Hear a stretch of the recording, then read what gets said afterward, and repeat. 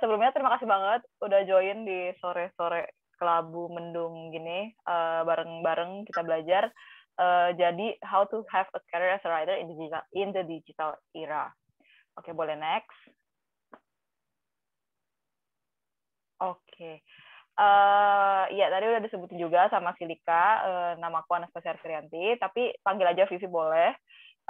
Sekarang sih lagi berkarir jadi copywriter di Kitabisa. Jadi kerjanya tuh sehari-hari ya nulis kopi, bikin kopi, terus kayak bikin halo sore semuanya. Terus kayak apa namanya?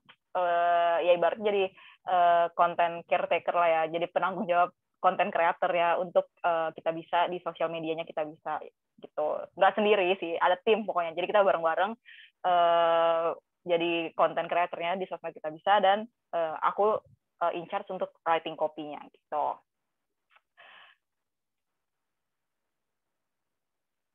Itu apa, Silika? Ada yang nanya CNC-nya? Iya, nanti untuk syarat ketentuan nanti ya. Dan Kak, sebelumnya aku sampaikan untuk sesi pertanyaan dan jawaban setelah pemaparan materi ya. Oh ya, oke, siap. Oke, next-nya ya kalau gitu.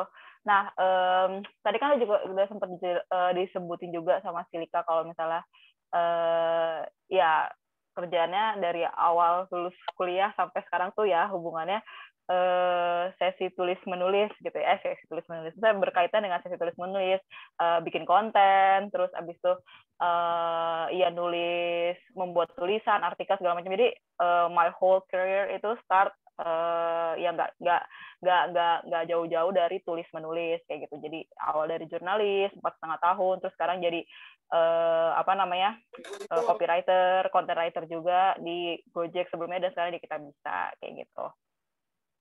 Next boleh.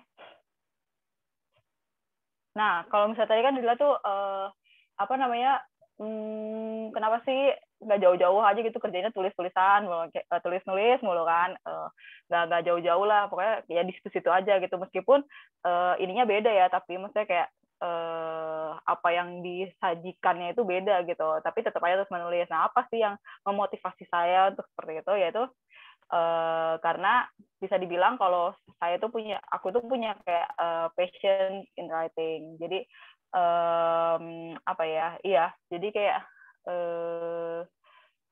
kayak waktu awal tuh kalau misalnya apa ya, perasaan kalau misalnya tulisan kita dibaca, atau kayak kita bisa tulisan kita tuh bisa apa namanya dikenali, direcognize sama orang, terus kayak tulisan kita tuh bisa membawa impact, membawa apa ya, sesuatu change lah ya, bukan change juga sih, impact ya, lebih ke impact sama orang yang baca itu tuh apa ya, kayak feelingnya tuh seneng banget gitu loh ya, kalau dalam bahasa Korea debak gitu ya. Pokoknya seneng banget gitu, saya kayak karena bisa dibilang nggak semua orang tuh bisa seperti itu gitu. Jadi kayak tiba-tiba aja ada yang, ini pengalaman pribadi sih, jadi kayak suatu hari nggak tahu siapa orang, nggak dikenal tuh kayak nge-DM, ngechat gitu, bilang terima kasih ya tulisannya Mbak gitu, saya baca nih tulisannya di sini, terima kasih ya tulisannya bikin saya jadi lebih aware sama isu ini, atau bikin saya lebih ngerti ternyata sama isu yang ini, bikin saya ya ibaratnya bisa mengedukasi orang. Itu kan kayak sesuatu yang apa ya, nggak semua orang bisa mengalami itu gitu. Nah terus kayak ditambah lagi saya juga selalu ingat kayak ada, kalau misalnya teman-teman ingat, ada yang namanya Pramudia Anantatur, itu yang penulis buku terkenal. Nah di situ si Pram itu bilang kalau menulis itu adalah bekerja untuk keabadian. Jadi tulisan kita tuh akan selalu ada gitu loh, gak bakal hilang gitu. Kalau misalnya tulisan itu bermakna gitu, membawa impact ke orang kayak gitu. Gitu, boleh next. Nah ini, awalnya tuh ininya ya, misalnya kayak mundur sedikit ke belakang kronologisnya kenapa bisa aku menjadi writer itu, awalnya dimulai dari belajar jurnalistik di Universitas Multimedia Nusantara di UMN, itu kampusnya jauh banget, nggak ada yang di situlah pokoknya gitu. Nah itu ambil fakultasnya komunikasi, jurusannya jurnalistik. Nah, habis itu setelah lulus mulai coba mulai ya ibaratnya apa ya mencari apa namanya bukan pengalaman sih, setelah lulus tuh mulai apa ya pengen berguna gitu bagi nusa dan bangsa. Nggak ada yang lebay itu, mulailah apply ke beberapa media massa kala itu. Jadi ya ke media massa, koran, waktu itu sih lebih ke koran ya, surat kabar gitu, dan masuklah ke media Indonesia. Di situ jadi jurnalis juga, jadi wartawan di media Indonesia. Kira-kira 3 tahunan jadi wartawan cetak ya, nulis berita di surat kabar gitu, di koran gitu. Nah, mulailah mulai ngerasa kalau butuh berkembang gitu. Ya mulai ngerasa kayak wah ini harus cari ilmu lagi nih gitu. Makanya langsunglah nggak langsung sih, tapi mulailah apply jadi jurnalis juga ke CNBC Indonesia. CNBC Indonesia ini platformnya online, jadi kayak .com gitu, cnbcindonesia.com, bukan media cetak ya. Jadi online kayak detik.com atau kompas.com kayak gitu. Nah, setelah jadi jurnalis, mulai merambah-rambah lagi, pengen belajar lagi sesuatu yang baru, bukan yang baru sih, sesuatu yang lama rasa baru kali ya, bisa dibilang kayak gitu. Lalu mulailah kala itu kebetulan Gojek buka lowongan, jadi apply jadi content writer Gojek, dan sekarang apply-lah pindah lagi, bukan pindah sih, ya belajar lagi hal yang baru di kita bisa jadi copywriter gitu. Boleh next. Nah, ini berarti kalau misalnya kita kan, aku ngeliatnya kayak menjadi seorang apa ya, waktu aku ini mungkin aku bisa bilang beruntung karena awal mulanya itu udah belajar tuh belajar jurnalistik, belajar tulis menulis, belajar sesuatu yang sesuatu yang emang basicnya tuh ada gitu, tulis menulis, jadi dari jurnalistik gitu kan.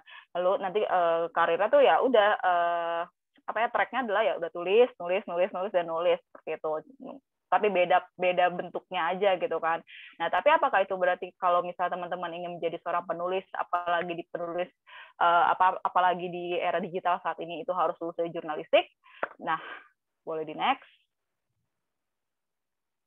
Enggak, jawabannya adalah enggak harus seperti itu, karena ini banyak banget teman-teman aku juga yang bukan dari jurnalistik, bukan belajar jurnalistik, tapi dia bisa menulis, dia bisa dia bisa kerja jadi content writer di sebuah startup, bisa kerja di copywriter di perusahaan ini, perusahaan ABC, bisa jadi wartawan pula, jadi jurnalis di surat kabar A, di media B, di koran C, segala macamnya. Jadi sebenarnya nggak perlu untuk lulus dari jurnalistik gitu ya. Bagus banget, akan bagus kalau misalnya memang teman-teman itu punya background jurnalistik, lulus dari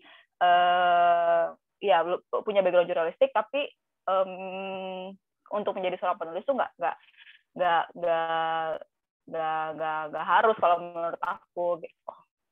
Boleh next. Kenapa bisa begitu? Nah, karena ini teman-teman harus nggak mesti lulus di jurnalistik, tapi teman-teman harus punya namanya passion in writing, passion atau ketertarikan di dunia tulis menulis gitu. Kenapa? Karena yang menggerakkan teman-teman untuk bisa karena passion itu akan menggerakkan teman-teman untuk untuk menggali, untuk belajar sendiri gitu, ibaratnya otodidak, belajar sendiri, menggali lebih lanjut, menggali lebih dalam, terus kayak belajar A, B, C tentang terkait tulis menulis itu, karena passion teman-teman itu menggerakkan teman-teman gitu, karena niat teman-teman itu menggerakkan teman-teman. Kayak jadi misalnya ibaratnya mungkin teman-teman punya ketertarikan terkait budaya Korea misalnya. Sekarang kan lagi happening banget ya budaya Korea. Terus teman-teman tertarik nih pengen belajar kebudayaan Korea segala macam. Ya udah, karena teman-teman tertarik dan teman-teman punya passion untuk mendalami kebudayaan Korea lebih lanjut, teman-teman maka tergeraklah untuk belajar bahasa Korea misalnya, atau tergerak untuk belajar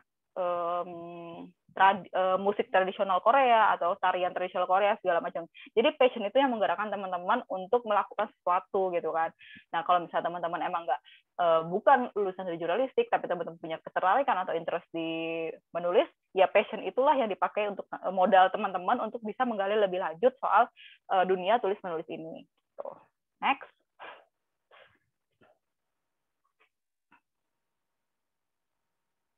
Nah, sekarang menjawab pertanyaannya, how to have a career as a writer in the digital area.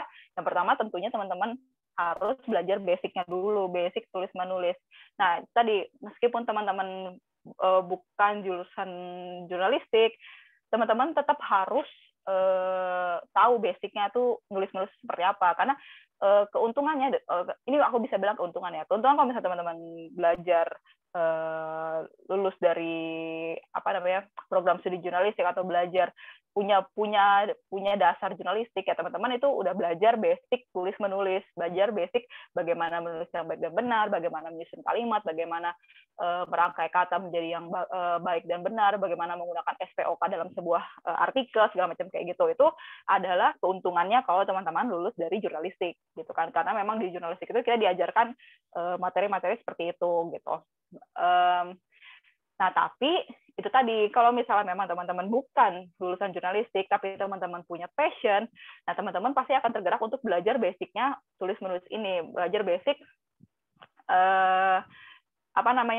basic bagaimana cara untuk merangkai, membuat sebuah tulisan yang enak dibaca dan perlu, kayak gitu, enak dibaca. Setelah itu, nah setelah teman-teman udah belajar basicnya nih, udah tahu basic menulis, basicnya how to compose and read and make an readable writing segala macam kayak gitu.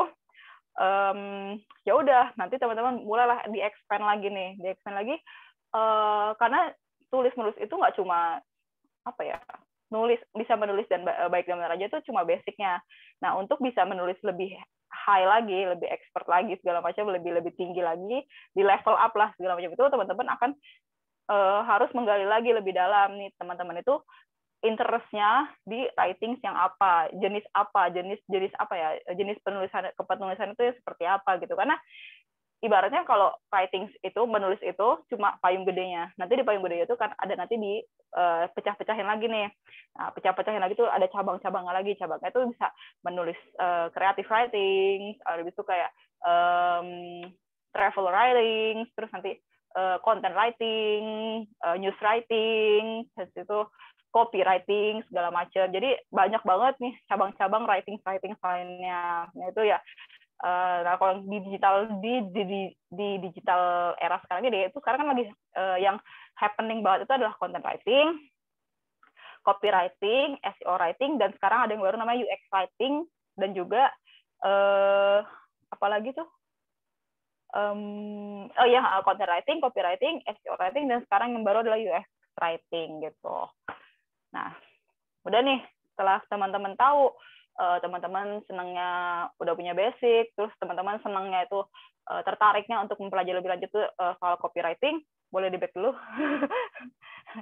Soal copywriting, mau apa nih ya, tertariknya mau belajar copywriting atau belajar soal nulis konten content writing, atau kayaknya UX writing nih baru nih, belum ada yang bisa nih, kayaknya menarik nih, challenging nih UX writing nih, kayak gitu, atau kayak SEO writing yang berkaitan dengan keywords kalau misalnya mau jadi number one di halaman pertamanya Google segala macam itu. Nah itu dari sana teman-teman mulailah digali lagi lebih dalam, maunya tertariknya tuh belajarnya soal apa, di writing set tuh soal apa, kayak gitu. Nah setelah nanti ketemu nih tertariknya, gue mau belajar UX writing gitu, ya udah kalau gitu mulailah teman-teman itu bisa kayak ikut kayak cari course, atau kayak semacam kayak sekarang ini ikut webinar yang related itu terkait dengan UX writing, atau kayak apalagi ya, ikut webinar, ikut course yang ada UX writing. Nah, yang terpenting ini sebenarnya akan bagus banget kalau teman-teman bisa lakukan, yaitu finding a good mentor atau partner yang bisa membantu teman-teman untuk praktis. Jadi nama juga practice makes perfect gitu. Jadi akan lebih baik kalau teman-teman itu bisa punya seorang mentor atau seorang rekan partner yang bisa tuh ngebantu teman-teman untuk berlatih. Nanti mereka bisa kasih feedback apa sih yang masih salah nih di tulisan ini, apa sih yang masih kurang dari writing gue, atau apa sih yang harus gue apa sih yang harus aku tingkatkan lagi untuk bisa mencapai tulisan yang baik dan benar segala macam gitu. Jadi finding a good mentor bisa dibilang penting, tapi akan sangat bagus banget kalau misalnya teman-teman bisa melakukan hal ini kayak gitu. Oke, next. Nah ini ya kan ibaratnya kita nggak bisa jadi perenang kalau misalnya kita nggak tahu basicnya berenang kayak gimana kan. Nah ini sama juga dengan tulis menulis. Jadi kita juga nggak bisa nulis bisa menyajikan tulisan yang baik dan benar kalau misalnya kita nggak tahu basicnya nulis itu kayak gimana. Makanya tadi learn the basic itu perlu banget, karena itu sebagai fondasi awal teman-teman untuk bisa menjadi penulis, apalagi di era digital sekarang ini kayak gitu. Oke, next. Nah, ini tadi sebelumnya udah sempat aku sebutin sedikit kalau misalnya di tipe-tipe penulisan itu. Misalnya ada yang namanya journalism atau news writing, ada content writing, ada copywriting, tadi ada SEO, ada UX writing. Nah, oke, mungkin aku mau tanya dulu kali ya. Mungkin aku jelasin dulu. Kalau misalnya news writing itu, jadi ya jurnalistik writing atau news writing itu, jadi tulisannya itu menggunakan kata-kata jurnalistik. Kalau misalnya teman-teman lihat tuh dia tuh bahasanya tuh yang kaku, baku, dan ide banget, 5W 1H banget. 5W itu what, when, where, who, why. 5W 1H dan how. Jadi itu yang benar-benar struktur penulisannya jurnalistik tuh yang kalau teman-teman baca di media cetak, di surat kabar, di koran gitu kan, di koran tuh kayak di berita-berita, baca berita gitu. Nah, itu adalah tipe-tipe jenis tulisan news writing atau jurnalistik gitu. Sedangkan kalau content writing ini juga content writing dan copywriting itu sebenarnya serupa tapi nggak sama, 11-12. Kadang-kadang orang juga suka bingung nih bedainnya copywriting dan content writing itu apa. Sebenarnya sama-sama nulis, tapi kalau content writing itu sifatnya itu lebih untuk meningkatkan awareness dan product knowledge dari sebuah produk yang dan product knowledge. Nah, di situ nanti tujuannya dia adalah mengedukasi pembaca. Jadi mengedukasi pembaca kalau misalnya ada produk A ini nanti fungsinya apa, terus habis itu kayak spesifikasinya gimana, segala macam. Pokoknya dia itu mengedukasi, menjelaskan ke pembaca, ke audiens kalau ada produk ini, ada produk ini loh, kayak gitu. Nah, nanti objektifnya itu apa ya? Tujuannya dari si content writing ini itu nanti dia adalah itu tadi mengedukasi dan akhirnya dapat mempengaruhi keputusan atau keputusan dari sebuah tindakan audiens kayak gitu, pembacanya. Jadi misalnya setelah ada produk A, setelah baca spesifikasi produk A, terus kayak ulasannya, review produk A itu kayak gimana, nah teman-teman akan mulai merasa kayak ada desire, ada keinginan untuk kayak, wah menarik juga nih barangnya ya, wah kayaknya seru nih kalau dibeli kayak gitu. Itu udah mulai ada ngerasa kayak, wah ini menarik juga nih. Atau kalau enggak teman-teman kayak mau beli barang, misalnya mau beli baju A gitu kan, tapi teman-teman nggak yakin nih baju ini kualitasnya bagus atau enggak ya, kayak gitu. Nah, makanya teman-teman akan mencari artikel atau artikel yang mereview tentang baju A tersebut kan. Nah, itu adalah salah satu fungsi dari si content writing ini. Jadi dia akan mengedukasi teman-teman supaya memberikan teman-teman product knowledge yang akhirnya nanti bisa mempengaruhi keputusan teman-teman untuk mengambil tindakan ini beli atau enggak kayak gitu. Nah, contohnya penulisnya itu namanya content writer kalau untuk content writing. Nah, biasanya tuh dan tulisannya itu biasanya ada di blog atau di ebook. Podcast itu kayak jarang sih aku lihat. Cuma maksudnya ada di blog, seringnya ada di blog dan di ebook deh ya, di blog gitu. Kalau misalnya teman-teman punya kalau misalnya teman-teman cek Bukalapak, nanti di situ di Bukalapak tuh ada yang namanya buka review. Nah, itu biasanya tulisan-tulisan, kalau teman klik buka review dan tulis-tulisan, ada artikel-artikel banyak yang ada di buka review, itu adalah kerjaannya content writer. Kayak gitu. Itu adalah tipe-tipe dari content writing. Kayak gitu. Nah, terus habis itu, sedangkan kalau copywriting itu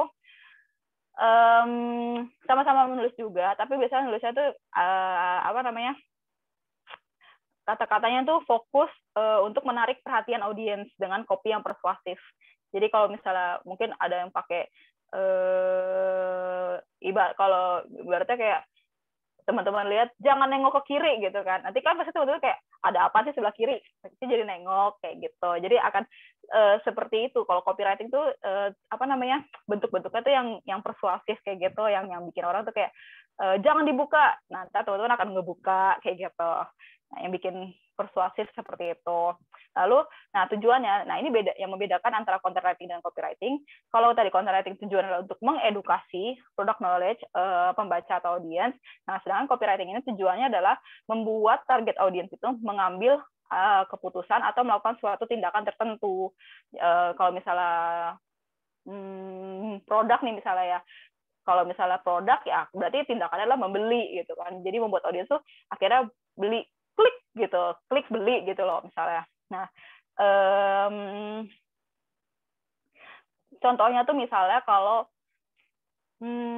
kalau misalnya tadi content writing itu adalah ketika teman-teman ragu atau enggak gitu kan, ragu, aduh gue beli nggak ya, terus nanti teman-teman ngelihat ada review atau ada kayak artikel yang mengulas tentang produk A gitu dan teman-teman merasa teryakinkan, nah nanti di bawahnya itu biasanya ada satu bentuk copywriting, misalnya jangan ragu, beli sekarang kayak gitu.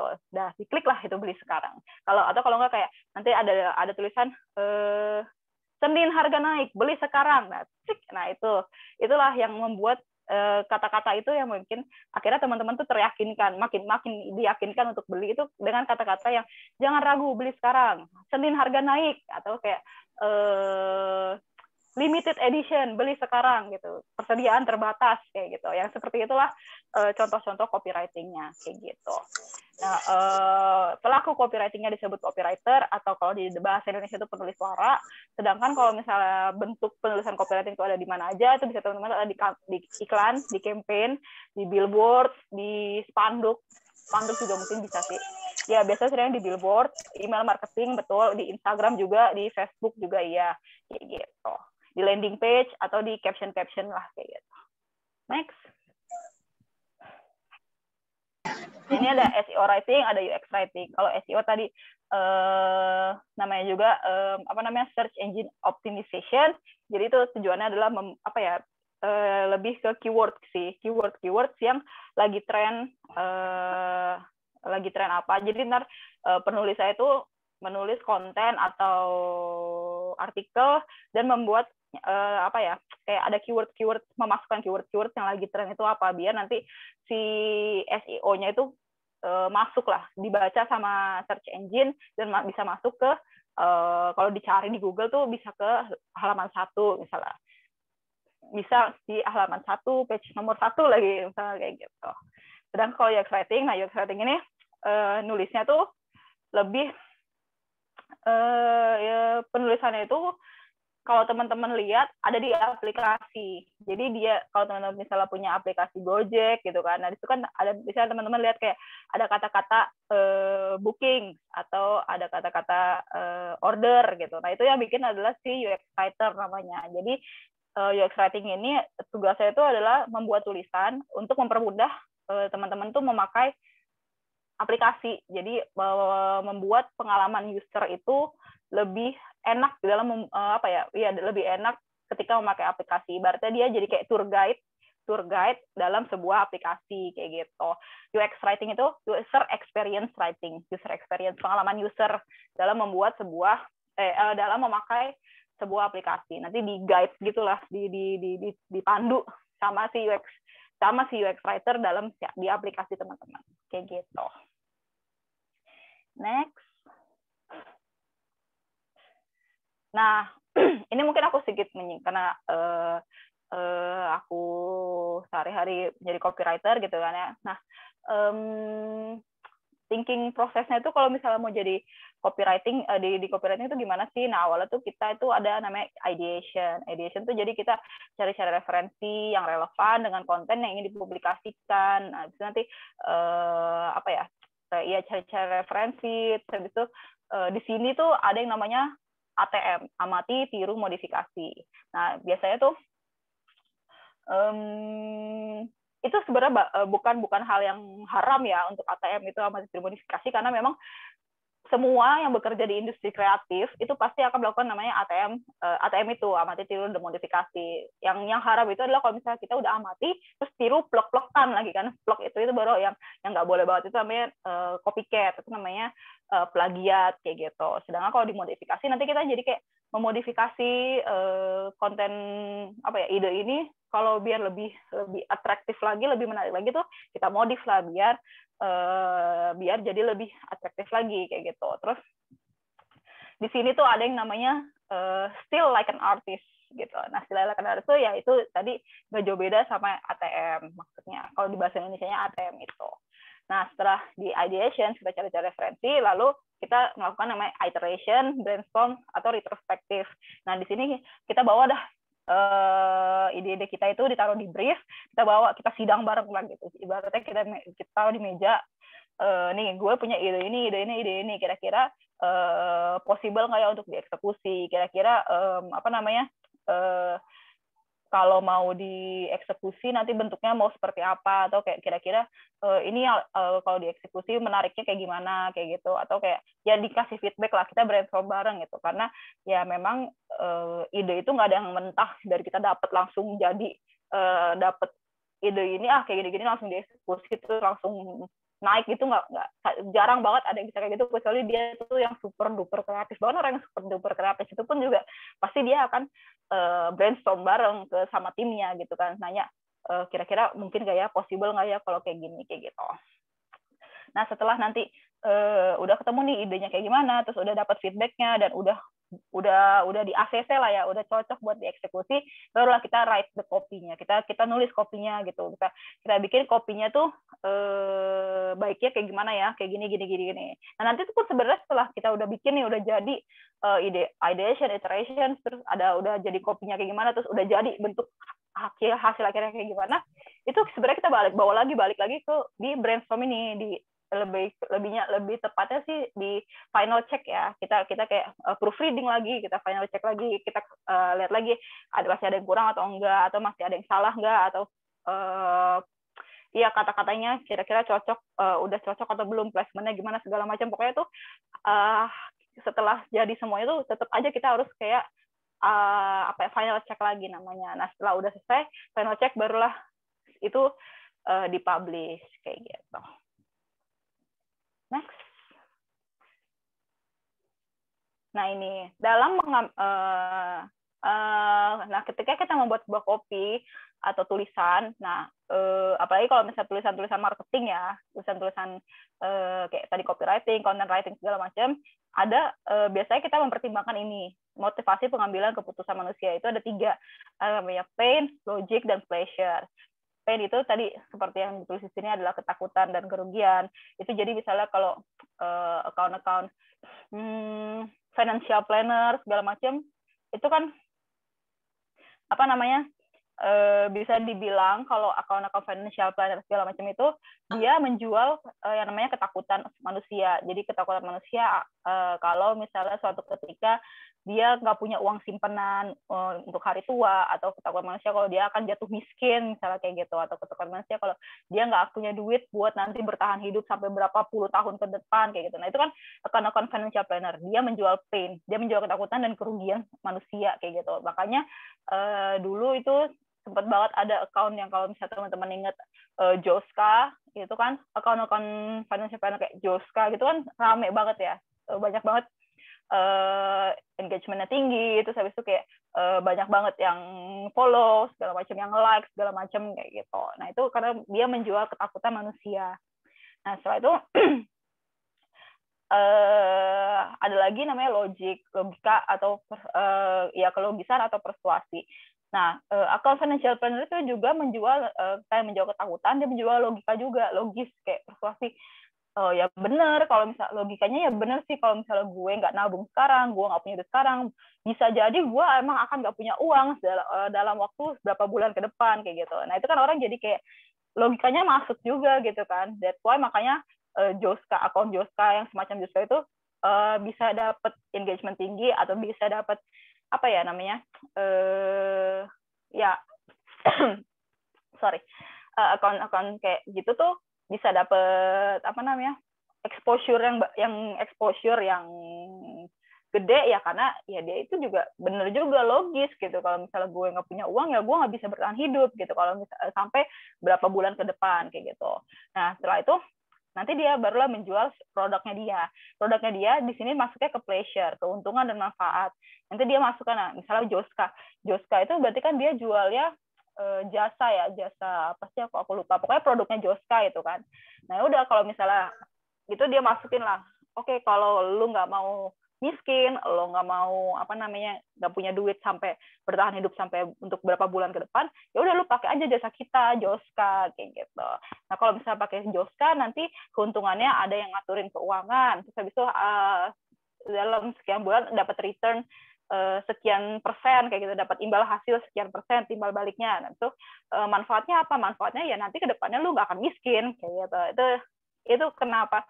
Itu salah satu yang apa namanya yang bikin Joska itu exposure-nya gede gitu. Karena itu dia di dalam satu produk itu aja, di dalam satu konten itu dia menjual 3 hal ini, pain, logic, dan pleasure kayak gitu.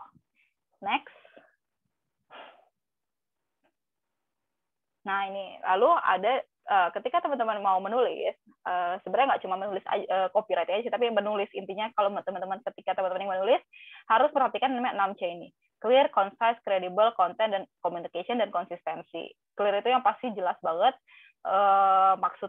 maksud tulisannya itu apa, terus tulisan yang ingin disampaikan itu pesannya apa kayak gitu. Nggak bikin audiens itu pembaca tuh bingung, maksud nggak apa misalnya bingung kayak bertanya-tanya ini maksudnya apa sih, ini si penulis mau nyampein apa dalam tulisannya kayak gitu. Dan nanti tuh akhirnya jadinya nggak concise tuh apa namanya nggak, jadinya berbelit-belit nggak muter-muter aja, misalnya harusnya bisa apa ibarat jalan, kalau misalnya mau ke depan rumah tinggal jalan berapa kilo keluar pintu, ini nggak harus muter dulu lewat pintu belakang, nanti habis itu ketemu pintu belakang balik lagi ke pintu depan, nanti dari pintu depan ketemu lagi ada pagar, dibuka dulu pagarnya segala macam. Nah itu kalau misalnya nggak clear jadinya nggak concise gitu. Kalau misalnya udah nggak concise, biasanya pembaca akan bingung jadinya, kok gimana sih ini maksudnya apa sih, kok muter-muter ya kayak gitu. Nah terus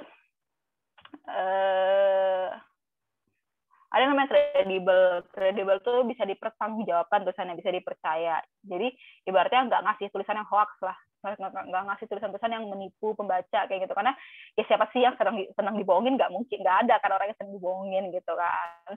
Jadi kalau misalnya apa namanya intinya adalah tulisan kita itu bisa dipertanggungjawabkan, nggak mengandung apa namanya kebohongan lah gitu. Lalu nanti udah ada setelah kredibel, nanti konten di situ, jadi maksudnya nggak cuma satu platform aja, jadi kita bisa nyoba tulis tuh kalau misalnya kita udah punya blog, ya udah coba nulis di sosmed gitu. Nah kalau misalnya di marketing itu biasanya di expand lagi, kalau udah ada blognya, udah ada di sosmed, nanti masuk ke email marketing yang belum pernah dicoba misalnya kayak gitu. Jadi ibaratnya nggak cuma nulis di satu platform aja sih gitu. Ini untuk produk ya. Nah, terus habis itu setelah konten, communication. Ini juga penting banget, communication itu. Jadi ibaratnya cara kita berkomunikasi dengan pembaca. Nah, di sini nanti teman-teman penting banget buat ibaratnya tuh kayak apa ya, ini tuh menentukan gaya tulisan kita. Jadi gaya tulisan itu gaya bicara sih, gaya bicara dalam tulisan kita, apakah menggunakan bahasa gaul atau menggunakan bahasa yang casual kayak ngomong sama milenial misalnya gitu, atau ngomong sama anak muda, atau apakah kita menggunakan bahasa yang sopan formal kayak ngomong sama orang tua segala macam kayak gitu. Nah, communication ini gimana kita taunya harus pakai yang kayak gimana, stylenya, gayanya seperti apa, harus pakai bahasa, tone, nada bicara yang seperti gimana, yaitu tadi pertama kali harus diketahui adalah target audiensnya teman-teman, target pembaca teman-teman. Kita tuh pertama kali sebelum kita menulis, yang harus kita ketahui adalah target pembacanya teman-teman itu siapa. Kalau misalnya targetnya pembacanya, atau mungkin kalau misalnya dalam sebuah produk ya, yang kalau dalam sebuah produk yang mau dijual itu target audiensnya siapa, target pembelinya siapa.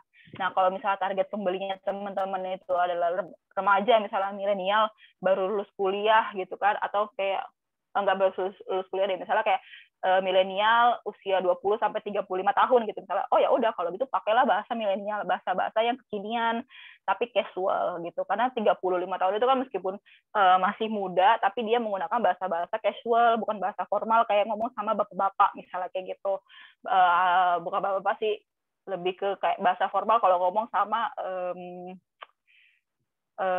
siapa ya, sama bos misalnya kayak gitu, atau bahasa-bahasa ya pokoknya kalau ngomong sama orang tua gitu kan. Nah itu jadi cara kita berkomunikasi itu ditentukan pertama kali dari target audiens kita tuh siapa kayak gitu. Target audiens ini untuk menentukannya juga teman-teman harus riset sih, lebih ke riset gitu. Kalau misalnya produk ini cocoknya untuk dipakai di kalangan siapa. Misalnya teman-teman punya produk A ini gue mau jualnya ke di assess tuh, di riset produk ini cocoknya untuk siapa-siapa aja kayak gitu. Nanti dari situ dicabangin lagi siapa ini karakteristiknya kayak gimana, terus habis itu status ekonominya gimana, sosial ekonomi statusnya gimana, terus habis itu problemnya dia apa sih, problemnya dia si anak ini misalnya ya problem orang ini tuh si audiens ini tuh apa, terus solve-nya nanti kayak gimana maunya kayak gitu. Itulah di teman-teman assess ketika mau melakukan ketika ingin menentukan target audiens kayak gitu. Nanti udah tahu target audiens siapa, udah tahu cara komunikasinya siapa, kayak gimana, nanti itu barulah kita bikin tulisannya, dan tulisan itu harus juga konsisten, harus konsisten tuh di sini. Jadi kalau misalnya teman-teman pakai bahasanya yang bahasa casual gitu, ya udah pakai itu terus, pakai bahasa yang casual, jangan tiba-tiba suatu hari kecuali ini mau rebranding ya. Kalau mau rebranding itu beda lagi ceritanya. Tapi kalau misalnya udah teman-teman udah pakai casual setiap hari, tiba-tiba tahu-tahu pakai bahasa yang kaku, baku, sopan banget, ya itu namanya nggak konsisten. Atau kayak misalnya teman-teman setiap hari pakai gue lu, atau ya gue lu atau aku kamu, tapi tiba-tiba teman-teman ganti jadi saya anda yang formal kayak gitu. Nah itu namanya nggak konsisten kayak gitu. Next. Nah ini copywriting formula. Jadi kalau misalnya kita udah ya di dalam copywriting itu ada yang namanya formula AIDA. Attention, interest, desire, action. Ada juga yang namanya before, after, bridge. Terus ada problem, agitate, solve. Ada picture, promise, provide, push, sama storytelling. Nah yang biasa dipakai itu yang AIDA, before, after, sama problem, agitate juga sih, sama storytelling. Tapi seringnya AIDA dan storytelling sih lebih. Kalau aku biasanya pakai AIDA dan storytelling kayak gitu. Before after juga sih. Ya pokoknya itu nanti disesuaikan lah mau kayak gimana gitunya. Penyajiannya itu ini lebih ke penyajiannya sih. Jadi penyajiannya mau seperti apa, formulanya apa, mau pakai AIDA atau pakai before after atau pakai storytelling kayak gitu. Nah, nanti di dalam copywriting formal itu ada namanya persuasive copywriting. Persuasive copywriting itu misalnya yang mengandung, contohnya tuh yang mengandung timbal balik. Yang mengandung timbal balik gitu. Terus abis itu atau mengandung konsistensi dan komitmen. Terus habis ada yang bukti sosial, kesukaan, kelangkaan, dan otoritas. Timbal balik tuh jadi misalnya copywriting-nya tuh yang buy one get one gitu kan, atau kayak beli satu gratis dua gitu misalnya. Rugi sih, tapi ya udahlah ya. Misalnya yang seperti itu ya, ada timbal baliknya. Kalau misalnya lu beli sekarang nanti dapat pembelian kedua dapat diskon 50% misalnya kayak gitu. Nah, itu yang ada timbal baliknya gitu. Terus yang konsistensi dan komitmen itu lebih ke yang subscribe gitu, email marketing. Jadi bisa dapat email marketing itu malah kita kayak berlangganan kan, berlangganan newsletter atau apa kayak gitu. Nah itu biasanya ada di email marketing yang persuasif, yang konsisten dan komitmen gitu. Sosial ini testimoni, dari testimoni terus nanti ada kesukaan, kelangkaan dan otoritas gitu. Next.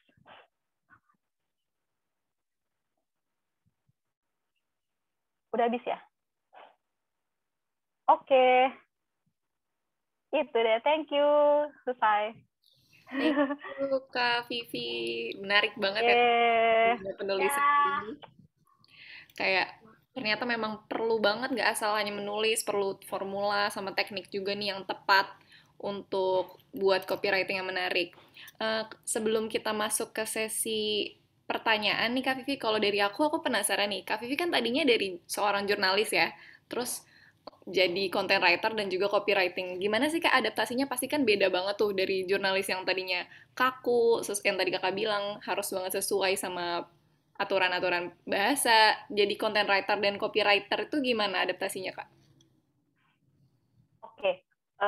Ini thank you banget. Ini banyak banget sih yang nanyain ke aku juga kayak gini. Adaptasinya tentu pertama dengan belajar lagi sih, belajar lagi hal-hal yang diperlukan untuk bisa apa ya? Ya memang sebenarnya beda banget sih, beda banget karena memang tadi kalau jurnalis itu yang kaku tulisannya terus habisnya benar-benar apa ya berita banget gitu kan. Sedangkan kalau misalnya di content writing, copywriting itu kita dituntut untuk kreatif, terus lebih luas tulisannya, lebih apa ya, lebih gak baku, lebih casual, pokoknya lebih menarik lah. Nah itu untuk adaptasi sendiri yang pertama yang pasti aku belajar lagi, tentu itu satu. Terus habis itu apa namanya latihan kayak gitu. Sebenarnya learning by doing sih lebih ke tepatnya. Jadi kayak praktisnya tuh ya itu learning by doing. Kalau misalnya nulis kayak gini udah betul atau belum ya kayak gitu. Nah itulah kenapa di sini aku juga bilang tadi kalau misalnya teman-teman ingat awal aku bilang finding mentor, partner segala macam itu penting. Nah itu karena di sini finding mentor dan partner aku itu ngebantu banget dalam proses adaptasi juga. Jadi dia akan memberikan feedback, terus dia akan memberikan kayak kayaknya tuh bagusnya tuh kayak gini bentuk modelnya kayak gitu. Jadi itu sih cara aku adaptasi. Yang pertama belajar lagi, terus learning by doing dan apa namanya sering nanya feedback.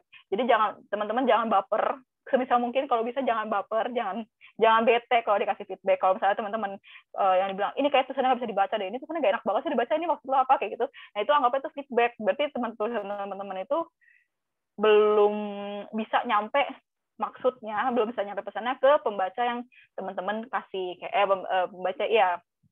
Terus yang satu lagi, always put your shoes on the audience. Jadi kayak memposisikan diri sebagai pembaca, bukan sebagai orang, sebagai penulis. Jadi ibarat tuh kalau misalnya kita ini juga bisa mungkin pertama kali kalau misalnya teman-teman pengen bikin tulisan gitu ya, ini bisa banget dilakuin pertama kali, yaitu adalah positioning. Jadi teman-teman memposisikan diri sebagai pembaca. Kalau misalnya teman-teman nulis kayak gini, sebagai pembaca bisa ngerti nggak ya maksud tulisan gue tuh kayak gimana gitu. Nggak perlu pakai bahasa yang jelimet. Ini juga pengalaman banget sih. Jadi kayak dulu tuh sering banget aku tuh pakai bahasa yang tinggi banget, itu kayak kesannya kan kayak wah ini orang kosakatanya bagus banget nih, high class banget nih kayaknya nih, pasti terpelajar banget nih kayak gitu. Tapi bahasa tinggi itu ternyata kalau misalnya dibaca ke pembaca biasa, orang nggak ngerti maksudnya apa kayak gitu. Jadi ibaratnya jangan egois sih, jangan memposisikan diri sebagai orangnya itu, jangan anggap kalau misalnya orang yang kita mau kasih baca itu orang yang udah paham artinya kayak gimana gitu sih. Semoga jawab ya. Oke, kecuali kalau misalnya asumsi teman-teman berasumsi kalau di surat kabar gitu, misalnya surat kabar pun juga sebenarnya kita pakai bahasanya yang bahasa general gitu, bahasa yang nggak tinggi gitu, biar pembaca, karena kan pembacanya juga nggak cuma pembaca ibaratnya pembaca yang beredukasi tinggi, tapi kan juga ada yang rakyat umum pada umumnya kayak gitu, yang awam gitu. Jadi itu sih pertama latihan, learning by doing, belajar lagi, finding partner atau mentor atau temen lah yang bisa bantu kasih feedback, sama itu selalu memposisikan diri sebagai pembaca. I see. Wah, ini udah banyak banget nih Kak pertanyaan deh. Kak, Oke, oke. aku bacain dari paling atas ya Kak. Dari Boleh. Melati Octavia, halo Kak, salam kenal. Apa memungkinkan menguasai berbagai tipe penulisan? Em, mungkin nggak mungkin sih sebenarnya kalau menurut aku. Jadi em, ya itu kalau misalnya memang sebenarnya mungkin nggak mungkin bener deh. Jadi kalau misalnya teman-teman emang ngerasa udah udah apa ya udah stuck nih gitu ya di satu jenis tulisan ini, terus teman-teman pengen belajar tulisan lain, ya udah silakan. Jadi sebenarnya itu ya mungkin nggak mungkin tuh, jadi balik lagi ke teman-teman sendiri, tergantung ke teman-teman juga. Kalau misalnya teman-teman ngerasa gue pengen menguasai tulisan ini kayak gini, ya udah bisa aja teman-teman menguasai berbagai jenis tulisan lain gitu. Karena misalnya mungkin aku awalnya menguasainya jurnalistik nih, tapi sekarang kan mulai perlahan-lahan belajar untuk menguasai copywriting kayak gitu, creative writing kayak gitu. Jadi itu semuanya lebih tepatnya berkembang sih. Aku bilangnya itu apa ya, mengembangkan eh, tipe jenis tulisan yang ingin dikuasai kayak gitu. Semoga menjawab ya. Pertanyaan selanjutnya ada dari Ketut Astika nih Kak. Halo Kak Vivi, mau nanya, berdasarkan pengalaman Kak Vivi sendiri, skill apa yang dibutuhkan oleh copywriter buat bekerja di company? Seperti apa portofolio yang harus disiapkan? eh yang pasti skill menulis. Tentunya skill menulis pertama kali harus dikuasai ya, karena ya itu tadi akan jadi susah banget kalau misalnya teman-teman nggak punya basic skill menulis, tapi teman-teman pengen jadi content writer misalnya kayak gitu. Ya karena berdasarkan pengalaman aku ya, pasti untuk untuk apply ke suatu perusahaan itu teman-teman akan melalui namanya screening test. Screening test itu adalah tes pertama kali di mana teman-teman akan diminta untuk melampirkan bukan melampirkan sih, melampirkan contoh tulisan dan juga ikut dikasih soal tes tes serupa, tes tes penulisan juga, tes tes yang berkaitan dengan apa namanya ya tes tes yang berkaitan dengan content writer. Jadi misalnya content writing, jadi misalnya bikin artikel atau bikin tulisan soal ABCD kayak gitu. Nah itu jadi eh, basic banget yang pertama kali harus dipunya adalah skill menulis tentunya untuk menjadi seorang copywriter, content writer segala macamnya kayak gitu. Lalu tadi apa portofolionya ya? Ya, Nah portofolionya sendiri itu sebenarnya kalau aku kan beruntung nih udah punya portofolio jenis tulisan gitu kan ya, dari tulisan-tulisan dulu di media yang udah dipublish, atau tulisan-tulisan tulisan-tulisan yang ada di media yang udah pernah dipublish gitu kan. Nah, gimana kalau misalnya teman-teman nggak punya kayak gitu? Ya teman-teman bisa mulai dari menulis blog. Menulis blog itu bisa teman-teman lampirkan sebagai salah satu bentuk portofolio ketika teman-teman ingin apply menjadi seorang content writer, copywriter, dan penulis-penulis gitu, penulis-penulis lainnya. Nah, blognya pun itu sebenarnya bebas sih, bisa soal travel atau review, sinopsis, segala macam itu. Pokoknya intinya sih menulis aja di situ di sebuah blog gitu. Nah, kalaupun ingin di-expand lagi, teman-teman mungkin bisa di-expand lagi portofolionya, nggak cuma pengen dari blog aja, bisa aja teman-teman apply freelance menulis, atau intern jadi content writer atau copywriter kayak gitu. Itu sih, jadi kayak menurut aku banyak jalan kalau misalnya ya ibaratnya bener banyak jalan menuju Roma, jadi banyak jalan, banyak cara untuk teman-teman bisa punya portofolio yang terkait dengan tulis menulis kayak gitu. Oke, selanjutnya nih Kak ada dari Dewi Rusdiana. Selamat siang Kak, bagaimana supaya tulisan itu mengena dan cepat dipahami? Oh ya itu jangan pakai bahasa yang ribet. Yang mengenai yang tadi ada kalau misalnya teman-teman itu yang tadi aku bilang 5C 6C itu, pakailah sajikanlah tulisan yang clear, concise, kredibel, konten sih sebenarnya itu lebih lanjutnya ya, tapi lebihnya ke clear, concise, dan communication-nya tuh tepat aja kayak gitu sih, dan kredibel juga kayak gitu. Jadi jangan, ya itu tadi caranya, jangan pakai bahasa yang jelimet atau jangan pakai bahasa yang susah dimengerti, posisikan diri sebagai pembaca, lalu pakailah kata-kata yang ya ibaratnya ya yang clear, concise gitu, yang jelas, yang jangan muter-muter aja tulisannya kayak gitu. Oke, I see. Selanjutnya nih dari Bonita Panggabean. Selamat siang, Kak. Mau bertanya trik-trik untuk tulisannya menarik. Trik-trik. Trik-triknya ya. Punya nih trik khusus sendiri. Sebenarnya kalau dibilang punya trik khusus sendiri tuh enggak ya, karena ya itu tadi, jadi lebih ke apa ya, cari referensi sih, cari riset gitu, iya riset, cari referensi gitu, lihat lagi happening apa sih lagi viral gitu, kita bisa nggak sih tulisannya itu tap in, atau kayak iya mas, tap in tuh ibaratnya kayak nyambungin ke momen itu, momen viral itu, bisa nggak ya kayak gitu. Habis itu kayak triknya ya itu sih paling, atau aku sih seringnya cari referensi dan ngelihat yang lagi viral apa kayak gitu. Oke. Riset sih, lebih ke riset. Riset. Riset referensi yang lagi viral apa gitu. Oke, mengikuti tren ya, Kak. Kayak gitu. Oke, selanjutnya ada dari Erika Silvia. Selamat sore, Kak. Izin bertanya, bagaimana ya caranya agar tidak stuck di tengah-tengah menulis? Terima kasih sebelumnya. Oke. uh,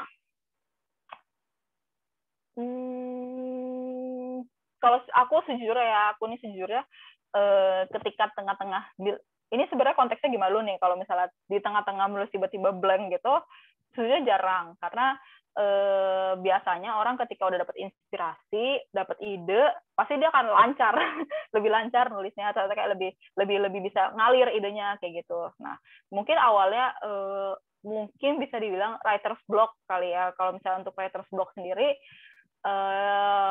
misalnya bingung mau nulis apa lagi, kayak aduh bikin konten apa lagi kayak gitu kan, aduh ini kopinya apa lagi ya yang bisa ditulis kayak gitu. Nah mungkin kalau writer's block itu, tapi biasanya tuh di awal sih, jadi di awal kayak pertama kali udah selesai satu tulisan nih, udah jadi kira-kira aduh writer's block nih mau nulis apa lagi gitu. Nah itu biasanya di awal sebelum sebuah tulisan berikutnya dibikin gitu kan. Nah itu biasanya aku refreshing tentunya. Kita itu refreshing itu nggak dipungkiri emang harus banget, karena ya itu tadi untuk ya sebagai kita kan harus dituntut untuk bisa kreatif ya, dan kreatif itu nggak bisa serta merta ide tuh datang lagi apa ya, dipaksa datang gitu tuh nggak bisa kayak gitu. Jadi caranya apa namanya, caranya biar nggak lagi writer's block atau nggak lagi apa, misal idenya tiba-tiba bisa datang ide gitu ya, refreshing gitu, dan apa namanya istirahat bentar, misalnya kayak lagi aduh buntu banget nih, mau apa lagi ya udah kita istirahat, kita refreshing, kita browsing cari-cari ide gitu, atau mikir gitu kan, apa namanya, di kamar mandi gitu.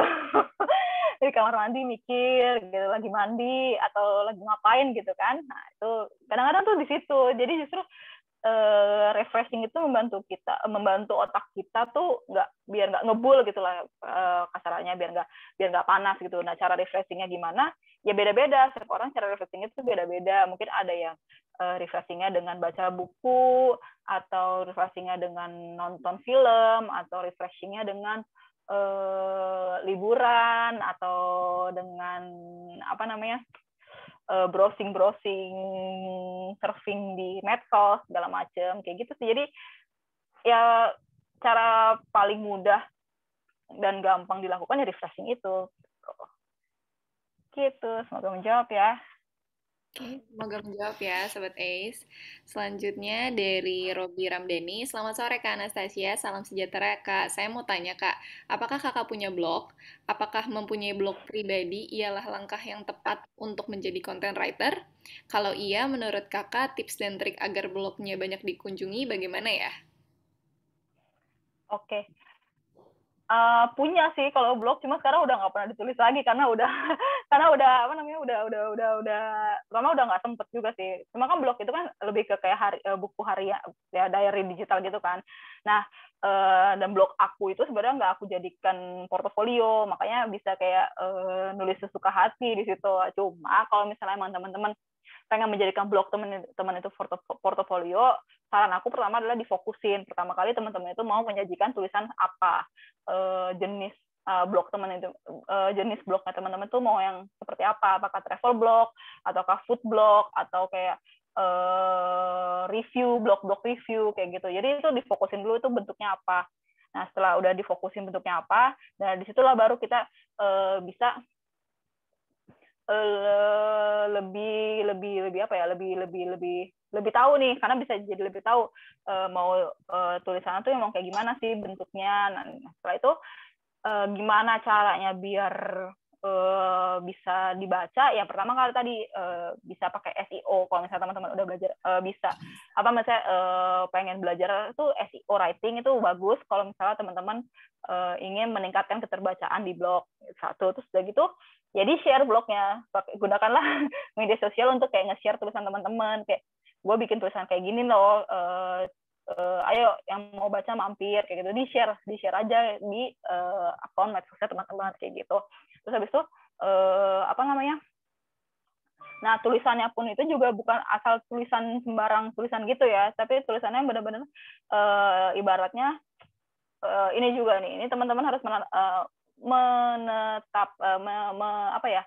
menerapkan di pikiran kenapa gue harus nge-share tulisan ini, kenapa gue harus bikin tulisan ini, manfaatnya apa kalau misalnya gue bikin tulisan ini dan di-share ke orang banyak gitu, apa yang benefit, apa yang orang-orang akan dapatkan dari membaca tulisan gue kayak gitu. Jadi nggak sembarang tulisan aduh gue pengen kesini gitu, atau gue pengen kesini tempatnya bagus loh titik, udah kayak gitu. Jadi ibaratnya ada learningnya lah, learnings yang bisa dikasih dari tulisan teman-teman ke orang lain itu apa. Jadi so what gitu loh, kalau misalnya teman-teman cuma ngasih tulisan biasa yang tidak, ibaratnya nggak pass the so what test. Jadi ada yang namanya so what test. So what test itu kayak apa ya, lebih ke ya udah itu tadi itu apa sih tulisan gue ini mau menjawab apa gitu, apa sih yang tulisan gue ini pentingnya apa kalau di share atau ditulis kayak gitu sih. Semoga menjawab ya. Oke, wah. Ini kalau aku perhatiin ya, Kak, dari tadi pertanyaan tuh nggak berhenti-berhenti. Keren Oh banget. gitu. Kaget aku. Gara-gara kamu, Pak Jim, jadi nanya ini masih pada ngulik. Iya, Semoga tetap semangat ya, Kak Vivi, ini jawabinnya. Oke, pertanyaan selanjutnya ada dari Ismail. Siang, Kak. Saya mau bertanya, bagaimana untuk memulai menjadi copywriter atau content writer secara praktikal, terutama untuk yang bukan lulusan komunikasi, harus mulai dari mana ya? Mulainya dari niat. Seperti aku lihat niat gitu kan. Karena pasti ini mungkin sebenarnya kesannya klise ya, tapi memang kalau ada niat itu pasti ada jalan. Cuma memang niat itu yang mendorong teman-teman untuk bisa belajar, untuk apa kayak menggali lagi, untuk kayak nyari tahu lebih dalam lagi tuh copywriter tuh apa sih, kayak gimana cara praktiknya segala macam kayak gitu. Nah, sebenarnya juga udah aku sebutin juga sih di awal, kalau misalnya apa namanya, selain punya niat, nanti kan itu kan mendorong teman-teman untuk belajar. Nah, belajar itu nggak mesti apa ya, nggak mesti ngeluarin duit banyak. Cari aja yang webinar gratis, atau yang mungkin yang berbayar tapi yang cuma berapa puluh ribu gitu ya. Kalau misalnya teman-teman punya budget lebih, bisa ikut yang course tuh yang workshop gitu, yang apa namanya, di situ bisa langsung praktis, bisa latihan juga segala macam gitu. Cuma kalau misalnya enggak ya, sebenarnya banyak juga sih sekarang kan course copywriting, digital marketing yang gratis itu ada di Coursera. Kalau teman-teman tahu, itu ada online platform namanya Coursera gitu. Terus habis itu mungkin ya itu ikut-ikut course kayak gitu. Jadi lebih dibanyakin prakteknya aja sih kalau misalnya kayak gitu. Menjawab nggak ya? Semoga menjawab ya, Sobat Ace, Kak Habil. Oke. Selanjutnya ada lagi nih Kak dari Kak Mary Gloria. Siang Kak, izin bertanya, kalau kita sebagai pemula jadi copywriter, bisa mulai bikin portofolio di mana ya Kak kira-kira? Di sosmed kalian juga bisa. Jadi kayak sekarang copywriter itu platformnya nggak cuma di billboard ya. Kalau dulu kan sebenarnya sebelum ada medsos segala macam, copywriter itu kan cenderungnya identiknya sama iklan-iklan di billboard atau iklan-iklan di campaign di mana namanya, di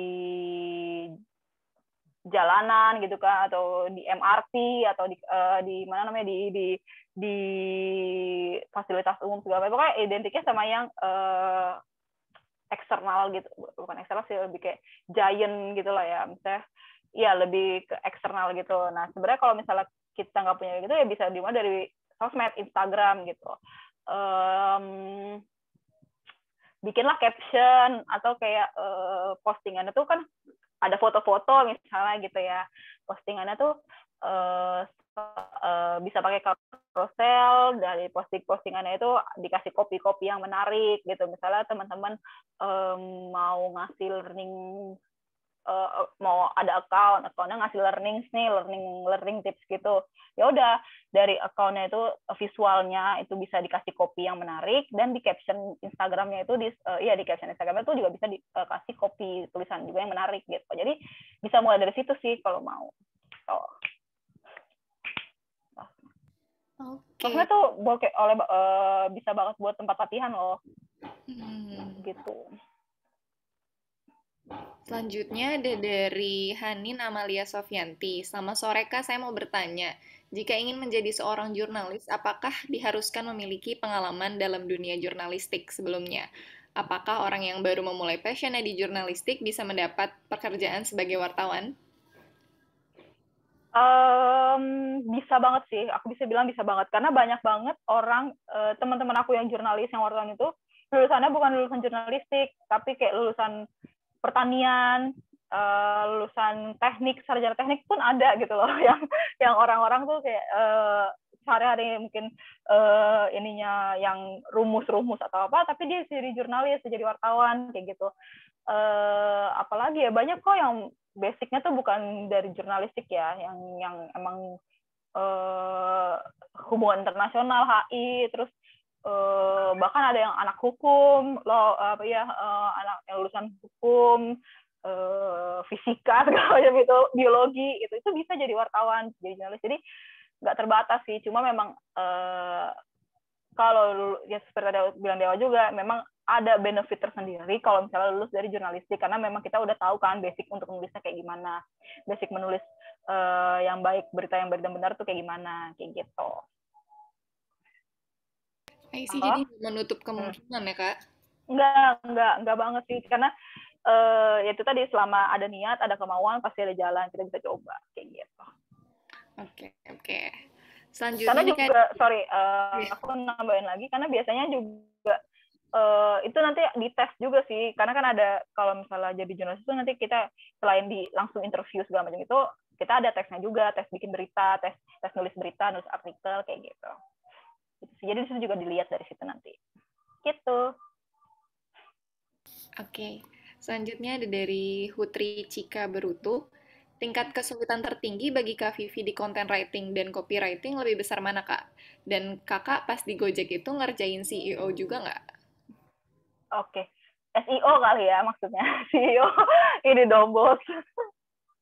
Iya, maaf, Kak. SEO. Oke. Kalau tingkat kesulitan sebenarnya, apa ya? Sebenarnya nggak bisa dibandingin sih, tapi mungkin sekarang lebih challenging ya, aku bilang bukan lebih susah, tapi lebih challenging ketika sekarang jadi copywriter, karena itu tadi copy kita itu harus benar-benar persuasif, benar-benar atraktif, bikin orang tuh kayak pengen berhenti gitu buat lihat kopinya tuh kayak gimana. Misalnya berhenti dari misalnya di Instagram gitu ya, karena kan aku juga in charge di sosmed, di Instagram kita bisa. Nah itu gimana caranya biar orang tuh benar-benar berhenti nge-scroll buat baca, buat lihat tulisan konten kita yang udah dipublish di feed kalian gitu, di feed teman-teman. Nah itu satu, jadi challenging-nya mungkin lebih ke copywriting sekarang. Nah kalau content writing itu kan mungkin karena aku juga mungkin dulu udah terbiasa kalian nulis artikel kan, jadi nggak terlalu challenging banget karena memang basicnya pun juga sebenarnya sama aja, tapi lebih adaptasinya adalah lebih menggunakan yang lebih kreatif, penulisan kreatif, bukan yang baku kayak nulis berita kayak gitu. Dan biasanya kalau content writing itu kan karena kita bisa nulis panjang artikel, jadi apa namanya? Jadi lebih apa ya, lebih konten gitu ya, bukan lebih konten sih, ibaratnya lebih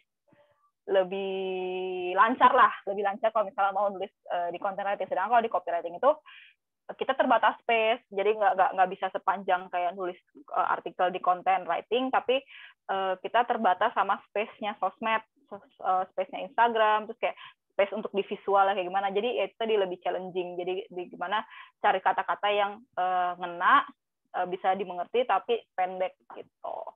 Itu sih. Nah, sedangkan kalau misalnya dulu ngurusin SEO atau apa enggak, sejujurnya enggak, karena ya itu tadi, kalau aku tuh waktu di Gojek itu lebih publish-nya, mediumnya adalah publish di Instagram, dan ya lebih ke banyak di Instagram kayak gitu. Tapi mungkin yang SEO dulu itu karena dulu aku sempat jadi freelance content writer juga di Bukalapak, jadi lebih main SEO-nya yang di Bukalapak sih kayak gitu. Semoga menjawab. Oke, semoga menjawab ya. Selanjutnya nih Kak, ada dari Ririn Agustia. Hai Kak, mau tanya, sebagai writer di era digital, seberapa krusial sih tahu soal SEO dan nerapinnya di tulisan kita? Yang kedua, pernah trial and error nggak tulisan mana yang dapat view paling banyak? Tulisan yang kayak gimana?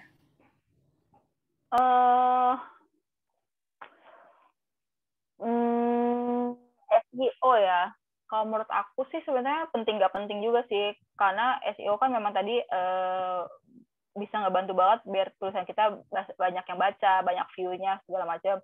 Cuma terkadang SEO itu bisa tricky, menjebak. Kenapa? Karena SEO itu bisa kayak lebih bikin kita tuh nulis buat robot gitu loh, buat dibaca robot. Karena kan kadang-kadang apa namanya, ya itu tadi sih, ini sebenarnya aku juga hasil diskusi dengan writer-writer lainnya. Jadi karena SEO itu bisa, kalau misalnya kita nggak pinter-pinter bukan mengelola sih, pokoknya intinya kalau misalnya kita tergantung banget sama SEO, jadinya tulisan kita terlalu robotik, terlalu robot gitu. Jadi kayak kita berasa nulisnya tuh dibaca sama robot, bukan dibaca sama manusia. Padahal kan nulis itu ya memang yang pembaca manusia, bukan robot gitu. Jadi SEO sendiri tuh sebenarnya ya itu tadi, penting nggak penting. Penting kalau misalnya emang teman-teman tuh perlu belajar basicnya, tapi jadi nggak penting kalau misalnya teman-teman ntar terlalu terlalu bergantung sama SEO. Sedangkan SEO sendiri itu sebenarnya yang menciptakan SEO itu kan sebenarnya kita juga, manusia juga gitu loh. Yang bikin sebuah kata jadi tren itu ya karena kita manusia juga sering pakai kata-kata itu kayak gitu. Gitu sih. Ada lagi nggak tadi? Kayak ada satu atau dua gitu. Satu lagi, pernah trial and error nggak Kak? Tulisan mana? Oh, trial and error. Oke. Sejujurnya trial and error itu ya pernah sih, pasti sering ya. Jadi lebih ke tapi itu lebih buat nentuin si audiens ini senengnya tulisan yang kayak gimana sih, atau tulisan kalau bentuk tulisan kayak gini bisa dimakan nggak ya, misalnya bisa ya audiens tuh bisa makan nggak ya, makan tulisan kita kayak gitu sih. Jadi trial and error tuh wajar banget sih, sering banget. Itu kita namanya eksperimen. Kalau kita bilangnya eksperimen kayak gitu.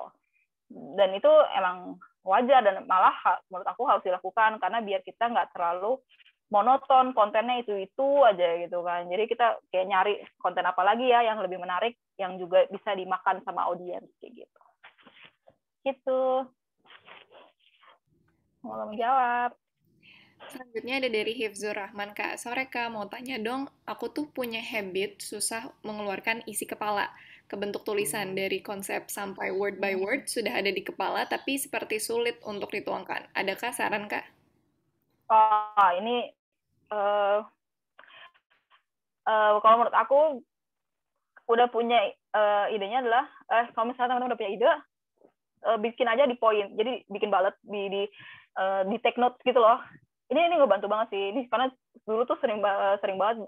Aku pun juga sering kayak gitu. Jadi kayak misalnya ada ide ini, tapi aduh gimana cara nuanginnya ya gitu. Nah itu kita pertama bullet, bikin poin-poin, dibikin poin-poin, tulisan apa ya, poinnya nih misalnya ada ide ini, tulisan aja poinnya ini sama ini gitu.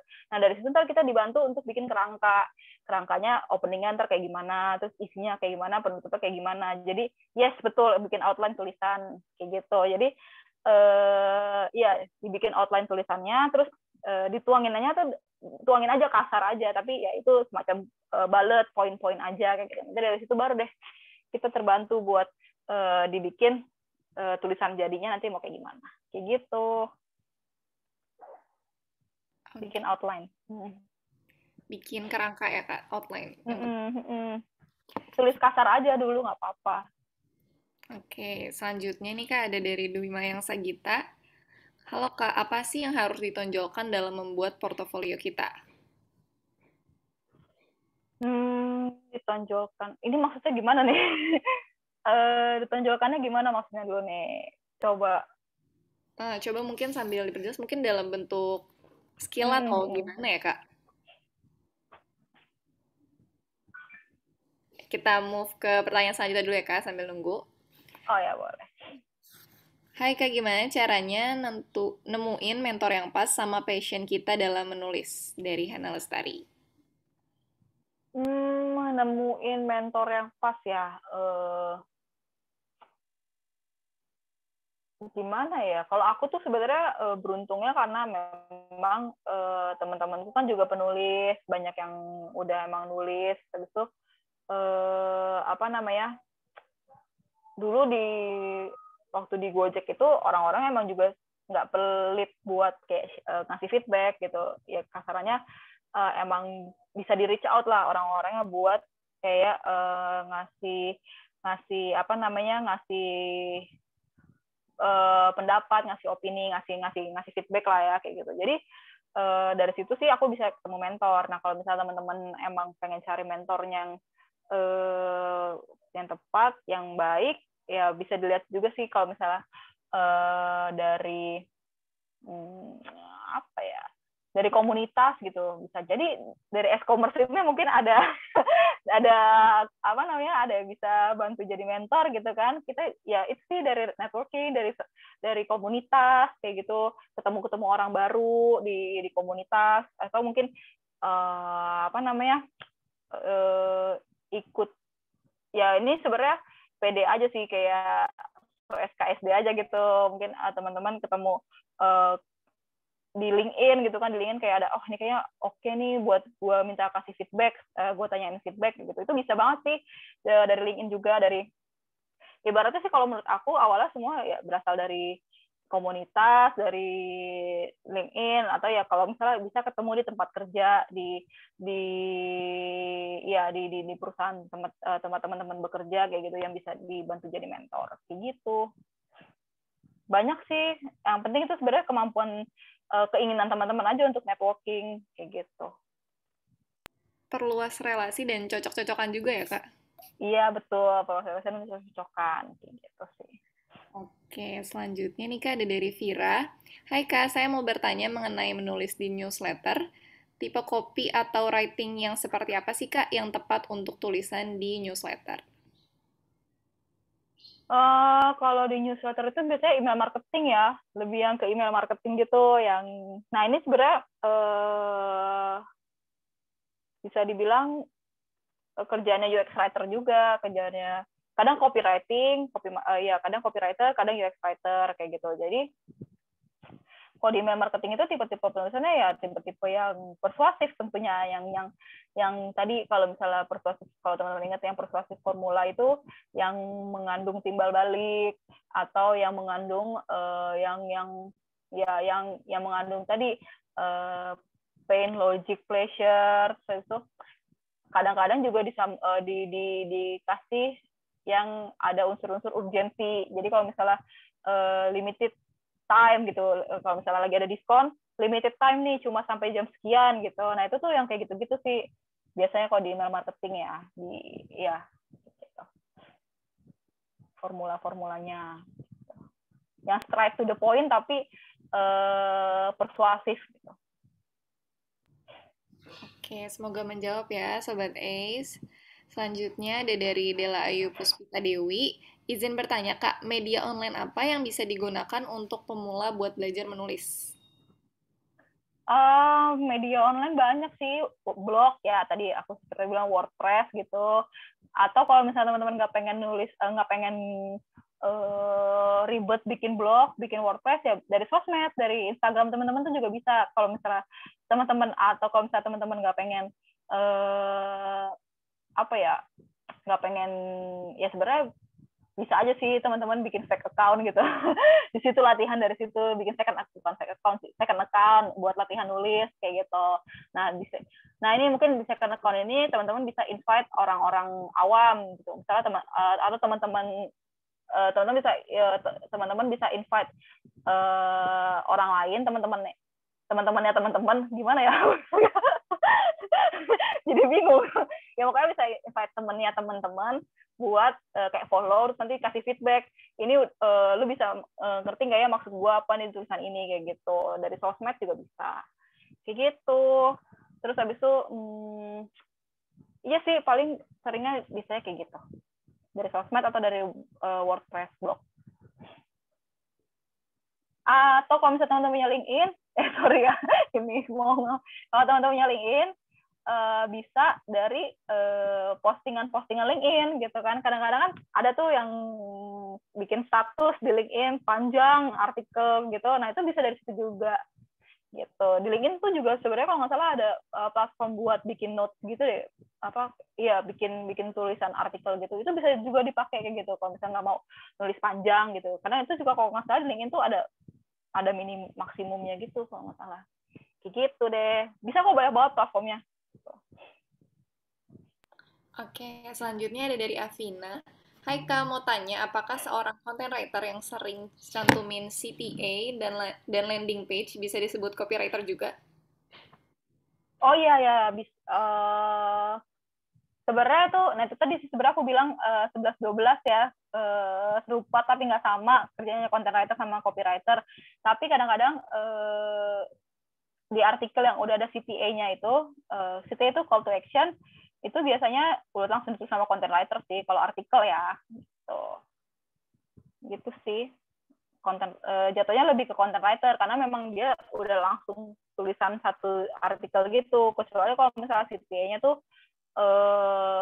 terpisah gitu, CTA-nya nggak dalam, misalnya CTA-nya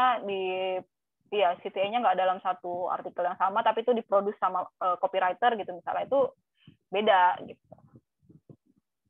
Tapi ya itu sih bersinggungan sih, aku bilang bersinggungan aja copywriter dengan content writer gitu. Semoga menjawab ya. Semoga menjawab ya, Sobat Ace. Oh ya, Kak, ini berhubung pertanyaan ternyata masih lebih dari 10, masih banyak banget. Ini oh my God. Semuanya atau lanjut di LinkedIn atau medsos Kakak gimana? Oh gitu. Ini sebenarnya kita sampai jam berapa ya? Sebenarnya sisa 15 menit lagi sih, Kak. Oh gitu. 15 menit ini mau mungkin 5 menit lagi kali ya. 5 menit boleh jawab lagi. Oke, kalau gitu. Pertanyaan selanjutnya nih Kak dari Regina. Hai Kak, tadi Kakak sempat mention soal riset dulu sebelum menulis. Bagaimana cara Kakak bisa melakukan riset dengan praktis dan efektif agar bisa menghasilkan tulisan yang benar-benar ngena pembaca? Terutama saat membuat konten, kita biasanya tidak punya banyak waktu buat riset terlalu lama.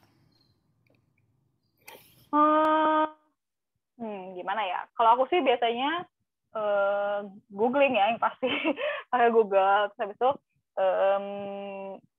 memang sebenarnya kita nggak punya waktu banyak ya buat ngeriset, tapi at least sebenarnya kita itu nentuin deadline tuh, jadi kayak misalnya kita punya waktu, misalnya deadline kita sampai jam 5 gitu kan. Ini lebih ke time managementnya sih, time management. Jadi kalau misalnya kita punya waktu sampai jam 5 nih, misalnya deadline kita jam 5, ya udah habis itu kalau gitu kamu harus nentuin misalnya eh, 2 jam pertama itu dipakai buat riset, cari-cari tulisan gitu, dan itu harus benar-benar efektif gitu. Nah, caranya gimana ya sebenarnya bebas sih, yaitu tadi dari Google, dan dari Google teman-teman bisa nge-screening sendiri, ini kira-kira kalau ada jurnal yang ini tentang mau nulis misalnya tentang A, nah ada jurnal atau berita atau artikel tentang A, ya udah diklik-klik aja langsung kayak gitu. Tapi itu teman-teman harus itu tadi diperlukan kemampuan screening dan ngelihat kalau misalnya ini artikelnya, misalnya ini source-nya itu hoax atau enggak, bener atau enggak, bisa dipercaya atau enggak kayak gitu. Nah itu sih lebih ke time management sebenarnya. Apa ya, karena kita juga tahu ya kalau misalnya kita mau riset kayak gitu-gitu, waktunya tuh emang nggak perlu, misalnya waktunya tuh juga nggak bisa sebentar gitu, nggak bisa yang instan banget gitu untuk riset. Nah tapi ya itu tadi, supaya bisa lebih efektif risetnya itu, ya kita tentuin sendiri kita mau riset berapa lama gitu. Jangan apa ya, jangan biar ibaratnya biar lebih fokus aja risetnya dan nggak ke distract tiba-tiba lagi riset tahu-tahu buka ada Netflix atau apa kayak gitu sih. Jadi lebih ke time managementnya aja gitu. Nanti setelah 2 jam misalnya 2 jam nih targetnya, ya udah setelah 2 jam selesai targetnya, itu boleh deh teman-teman ngerangkai mau nulis apa kayak gitu. Dan bisa juga sih di sela-sela itu ternyata ada yang kurang nih source-nya, ya udah di sela-sela itu bisa aja teman-teman googling lagi. Tapi itu tadi time management-nya, jangan sampai googlingnya teman-teman ini memakan waktu yang bisa bikin akhirnya teman-teman lewat deadline kayak gitu. Gitu sih. Biar efektif yaitu menentukan time management-nya. Oke. Mungkin satu pertanyaan terakhir nih ya, Kak. Oke, boleh. Dari Ayu Puspita, halo Kak, boleh tanya nggak? Kalau content writer itu misal ada beberapa kutipan dari penulis lain, apa perlu dimuat di konten juga sumbernya? Oh iya, tentu harus dimuat. Karena ibaratnya, karena kan itu ibaratnya tulisan dari penulisan itu adalah resource, referensi teman-teman. Jadi biar teman-teman itu nggak dianggap plagiat atau ngambil apa kata-kata, ya nggak dianggap plagiat lah, kata-katanya itu nggak dianggap ngambil tulisan orang lain kayak gitu. Jadi kalau menurut aku sih perlu banget ditulis resource-nya, dicantumin kayak oh ini kata-kata ini gue dapetnya dari si tulisan buku. Apalagi kalau ini teman-teman nyatutnya ngambilnya dari udah orang penulis terkenal gitu ya, atau kayak apa namanya udah punya nama lah kayak gitu. Nah itu apalagi yang kayak gitu tuh kalau bisa ya dicantumin aja gitu. Jangan sampai nanti teman-teman tulisan itu dikira plagiat kayak gitu sih. Oke. Mungkin cukup sekian ya, teman-teman. Oh ya. Semua pertanyaannya menjawab karena keterbatasan waktu. Iya. Untuk teman-teman yang masih mau nanya, mungkin bisa connect kemana nih, Kak? Di LinkedIn, Kak? LinkedIn aja boleh, nggak apa-apa. Di DM aja langsung. Untuk teman-teman yang masih kepo nih soal copywriting, bisa langsung kontak Kak Vivi ya di LinkedIn Kak Vivi. Oke deh, teman-teman, terima kasih banyak atas antusiasnya di webinar siang hari ini. Sebelumnya mungkin Kak, link-in-nya apa ya biar bisa teman-teman tahu nih? Oh, link-in-nya Anastasia Arfi. Sebentar, ini aku tulis di kolom chatnya ya. Oke. Oke, wait sebentar.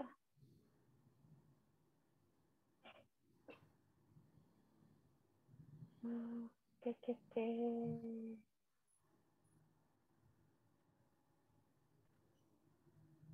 Nggak bisa.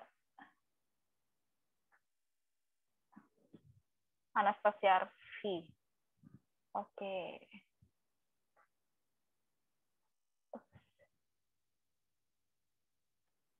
Itu ya. Ya, teman-teman bisa dicek ya di chatbox untuk bisa connect sama Kak Vivi di LinkedIn.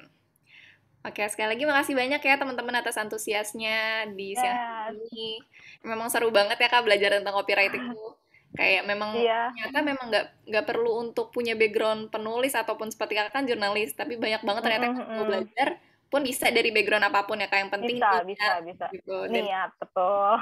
Passion juga. Dan mau belajar terus ya Kak. Betul. Oke, mungkin dari Kak Vivi sebelum ditutup nih ada mau sampein 1-2 kata gitu? Sebagai penutup. Apa ya? Ya pokoknya ya intinya kalau misalnya teman-teman pengen tertarik belajar, tertarik untuk nulis kayak gitu, pasti teruslah berlatih. Practice makes perfect kayak gitu. Jangan mudah menyerah, jangan pantang menyerah. Kalau misalnya dikasih feedback atau ada yang ngasih masukan segala macam, jangan baper gitu. Emang feedback itu membangun gitu. Criticism is a gift kalau dulu motonya di Gojek ya. Karena orangnya suka banget dapat feedback gitu. Makanya orang-orangnya suka ngasih feedback, orang-orangnya suka minta feedback kayak itu karena feedback is a gift gitu. Jadi terus berlatih, jangan menyerah.